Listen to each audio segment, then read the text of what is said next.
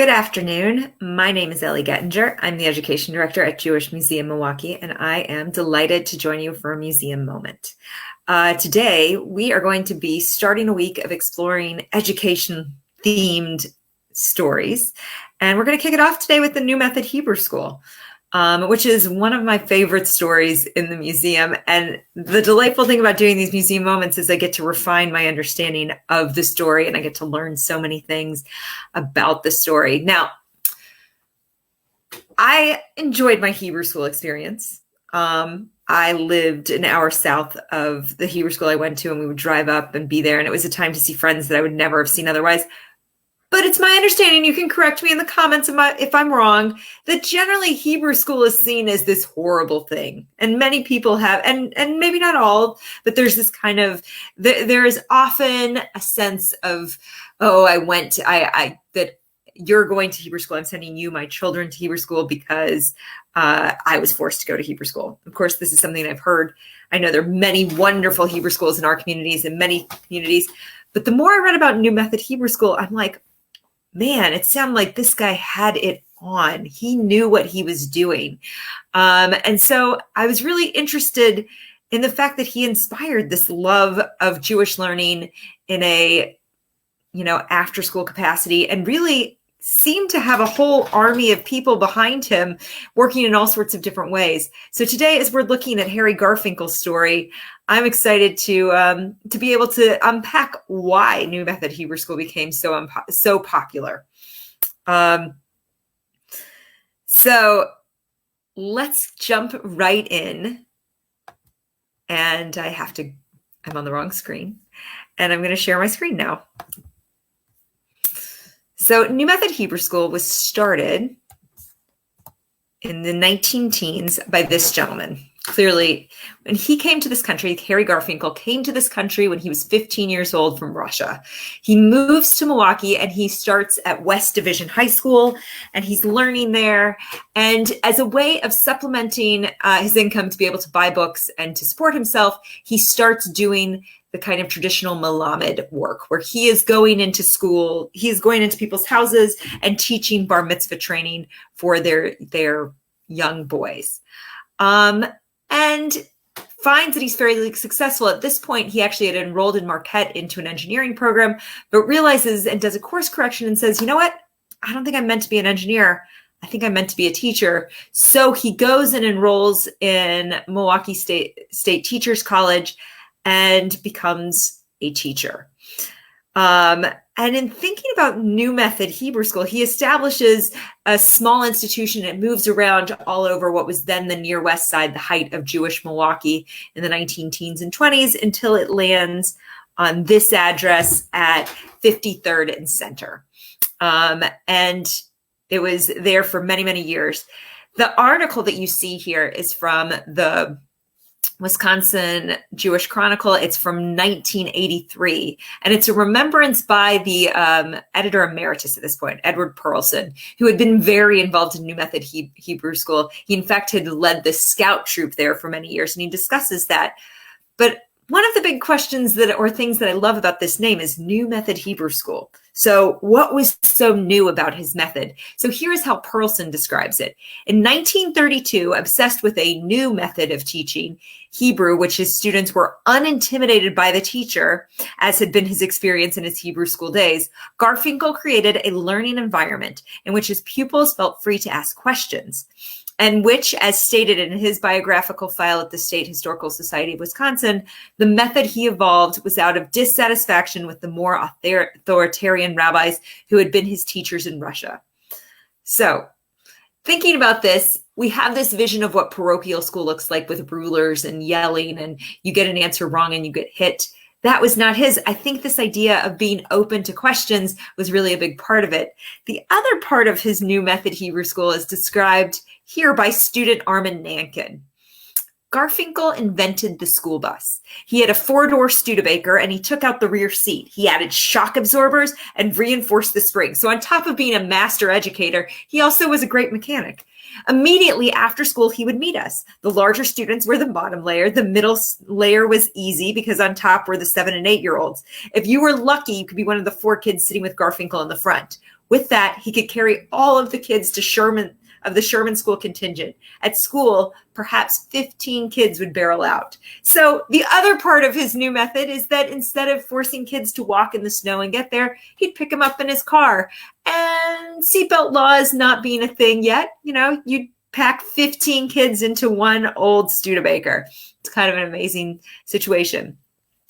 New Method Hebrew School would function for 5 days a week, and then also on Sunday. And in order for kids to go to classes, in order to incentivize classes, there would be on Sunday a baseball game. And the baseball game would be this way that if you had come to all of the classes during the week, you get to play baseball. Another one of the students, I believe it's Norm Eglash, remembers that there was always 5 minutes of chew time when kids were allowed to chew candy or gum in class, and that was available to them. But it really was the sort of thing that the kids seemed genuinely enthused by what they found in the school. And there are all sorts of beautiful remembrances that we have of New Method Hebrew School in our oral history collection. One of these comes from Rod Eglash, who says here, Harry hired me at age 12 to work with beginners, bar mitzvah kids, and everything in between. It was a pleasure and honor to work for him. He appreciated my skills and the assistance I provided, which took some burden off of him having to worry and manage so many children. And according to some estimates I found, there was one estimate that was more conservative that said over 1,500 people had studied at New Method Hebrew School. You saw that small storefront, but just imagine how many generations of children went through. And another said that it was that a conservative estimate would say thousands, like 3,000 or so students had trained there. There are a number of pictures just like this one where you see boys in their bar mitzvah classes. Students there learned Hebrew, they learned Yiddish, they learned Bible. And one of the things that Dink Holzman, who for many years was integral in the Yiddish group in Milwaukee, remembered is that they would do these Yiddish debates. A debate that he reminded me often of, or that I really enjoyed, was in the 1940s. There was a debate in Yiddish about whether the radio or the television would be the bigger technology. And the boys decided, based on their debate, that television is a passing fad and it would just be like a flash in the pan, whereas radio is here to stay. He also had girls who were learning, and this was a little bit unconventional. This was considered to be an Orthodox training center, and he is making sure that girls have access to that education. This is the first bat mitzvah class from 1948. And there are a number of these ladies, and I wish I'd written their names in. I know Jerry Boehm is in this picture, but there are a number of others. If you recognize anyone in this picture, please feel free to jump in the comments and throw their names in. But it is a lovely picture, and the girls also had access to education and were coming also to New Method Hebrew School. One thing that they were famous for were their picnics, and this document here is actually up in our museum. You can check it out. And it's one of those things that you might miss when you're in the museum because there's so many other things around it. But it says at the top here, $500 reward, lost, strayed, or kidnapped. A small boy about the size of a man, barefooted with his father's shoes on, cross-eyed at the back of his neck with his hair cut curly. He had on a gray suit with beef soup lining. He carried an empty bag on his back containing 2 railroad tunnels and a barrel full of bungholes. When last seen, he was following a crowd of 9,099 people to the picnic.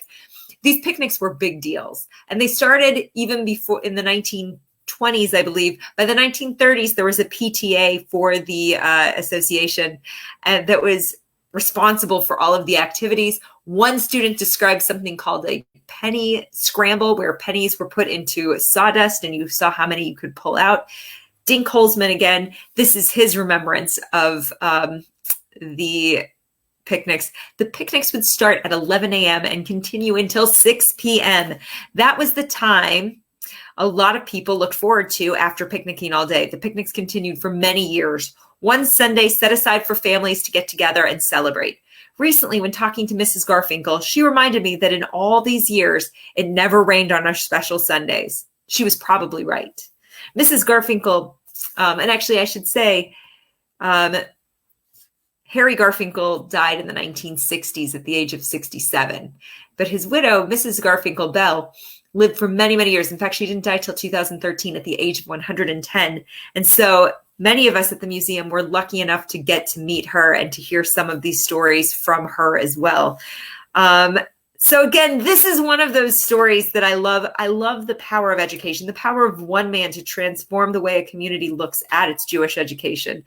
And the way that he continued to engage these people. In the 1980s, there was a reunion of the New Method Hebrew School, and hundreds of people, 200 people, came from all over the country to celebrate Harry Garfinkel and his teaching legacy. He really is a rock star and someone that we should evaluate to understand, are there lessons we can learn from his style, from his new methods? So this Thursday, we'll be looking at Washington High School. I'm guessing that there are a few of you who are alums. Throw your stories up and email me or send them to our Facebook page, because we are really excited to start to scratch the surface of that community institution. Thanks so much for joining us, and we'll see you at our next Museum Moments. If you've enjoyed this or any of our other Museum Moments, please feel free to make a donation at jewishmuseummilwaukee.org.